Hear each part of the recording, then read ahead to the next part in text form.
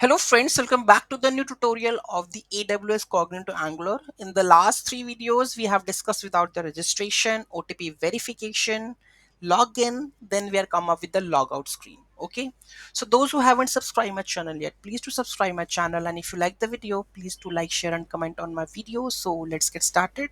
So now we are come up with the logout section. So when I click on the logout, it will redirect to the login screen.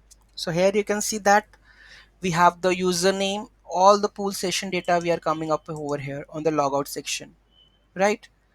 So here you can see that. Okay, so let's go and check the logout process. So this is logout. So this is the home component basically.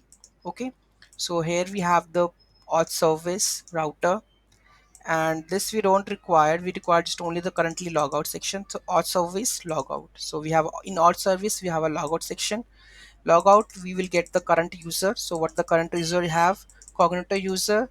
Then there is a method in the Cognito that is sign out. So you will just use this one, sign out. It will just sign out that one. And if we go to the storage section, and where we have the local storage, okay, so you can see that this is the previous one, and you can see that we have it's the user is successfully log out. Okay, and then it come to the login screen. Otherwise, if we log in with that user, okay, so here you will just log in with that user. Let's have a check on that also.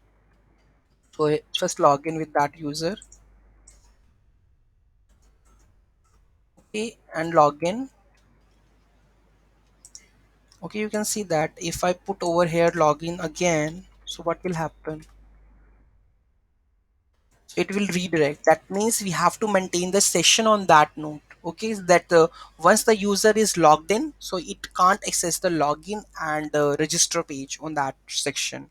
I think we have to add some of the session or check to that route so that it will managed over here. Okay, for the logout section, it's very easy. So we are going to learn in the next video, that is the change password is pending. So we are going to change password, and the second last, that is the recent verification code that is missing. So we are going to learn in this video, or we are going to make the separate validation of the confirmed user section. But if someone is not confirmed, so we have to give the message that the we have first you have to confirm that email, then you can log in, because if you are not confirmed, then you are unable to log in with that email. Okay, so thank you so much for watching this video. Have a great day.